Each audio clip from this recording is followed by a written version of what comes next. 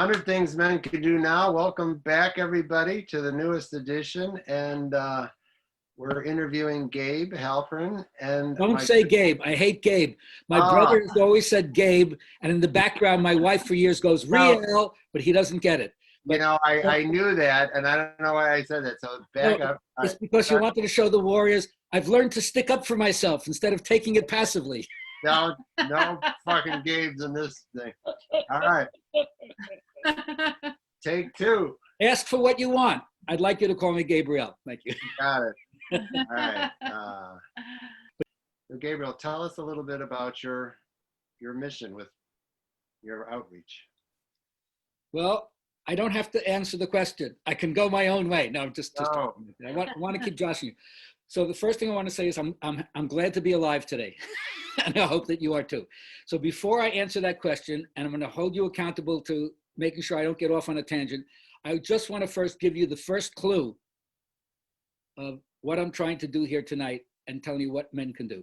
First of all, you can recognize directly where you are in your environment, anything that's in front of you, and see it as an image of the divine or see it as an aspect of spirit. So for instance, you see what I got in the background here? I didn't put like a cosmic background. I didn't put like, you know, the beach in Cancun. I didn't do that. I just left my wall the way it is. Why? Because I've learned to read the code. What's the code? It's the symbols. Like Goethe said, everything phenomenal is a metaphor. Everything passes. Everything in life can be looked at when you understand how to do this and penetrate from it into see infinity in a grain of sand. So the first thing I have in the background I want you to see is there's a light switch. What does the light switch have to do? When you woke up this morning today, did you remind yourself you were happy to be alive? No, it's not too late. Flip the switch on. Because if you go into life without reminding yourself that your soul has been returned to you for one more day, you're not as lit as you ought to be because you're alive. Now, I know you're an American and you may not say, hey, nobody gonna tell me I have to put the light switch on if I don't want to. Well, okay, excuse me, I'm from Brooklyn. I know, no one mandate to put your light switch on. I just invite you to put it on.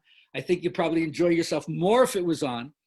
I'd probably enjoy yourself more too, but anyway, my first thing is flip the light switch on. Don't forget that for the rest of your life. So with that as my intro, you have a question you wanted to ask me? Wow. We wanted to ask about how you're living your mission during these times, and you've started with a great philosophy. You know, tell us how you're putting it into practice. Well, you know, I don't know if I've revised my mission at all, but it was all about generosity. So basically trying to do what I feel is in my wheelhouse, not just in a kind of healthy narcissistic strut, but to recognize where I think my strengths are, and then to be able to give from that place for as long as I can, to as many as I can, as freely as I can. And so a lot of it has to do with how willing anyone is, or how willing I am to extend myself to people and know that something could be generated from our meeting that never happened before. And everybody I meet, you know, I'm not their teacher. So from a humble place, I need to impress them and attract attention to my attributes. But what I've learned from the Warriors is the king in me needs to help bring this person up in their self-esteem. You want to get people to find out, is it possible that there's more potential that they have? Mm-hmm. And how can we help encourage and nourish that to come out?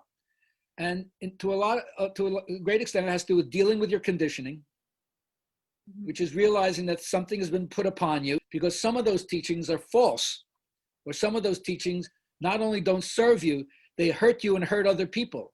And sometimes in the wounding process, which is how we get back to what are the Warriors all about, it's reclaiming potential that has been stuffed and has been shackled or has been sabotaged, and the shame that goes with having experienced those things, so that it clamps down on our ability to show our joy. Because if we feel shame about those things, we make bad choices and we're afraid. And when you're afraid or threatened, you don't feel any peace and you can't let your joy out. You can only let your joy out when you feel safe.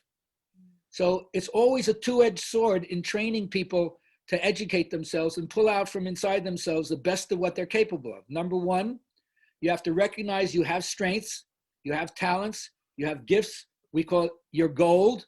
It's there innate, and you've worked on some of it, even amidst uncongenial and horrible conditions. It's still there. That needs to be blessed.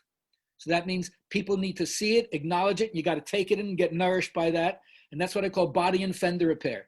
That if a person shows up and they're so weak from the crippling that they've experienced that they need like spiritual vitamins in the form of strokes, I'll give them, whether it's the words or the hugs or the technique, or I'll just shine my light on it, something to let them know, you are so worthy. You're a national treasure. Good morning, everybody. We've got a new day and thankful for the light. To Gabriel, a special contributor, he's going to be in a number of segments, and he reminds us to turn on the light, that light and the gift of a new day is a wonderful thing. Simple installation of 2 big LED fixtures and 1 speaker bulb. All of them use less power than the 1 light bulb that used to be in there. So little things that men can do is improve their environment for almost no money. Hello everybody, a couple of housekeeping issues. When we say send your contributions, we want to hear how you're living your mission in the world today. But a number of people have asked how they can support us financially, thinking the contributions meant that. So although we're not asking for it, if you do shop on Amazon Smile, you can go on smileamazon.com and look for Venture Hub NFP. NFP.org. NFP.org. And Amazon, that big company that you're ordering from anyways, will give a donation to that organization.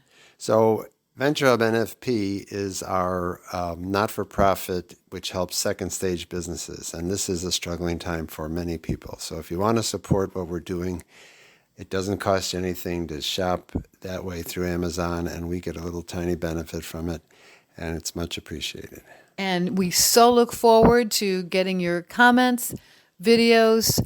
Tell us what you're doing, how you're living your mission. We can do Zoom calls like we did with Gabriel, or make your own submission. Whatever you're comfortable with, we'd love to hear about how you're living your mission out in the world. Looking forward to your submissions, ideas, how you're living your mission. Till next time.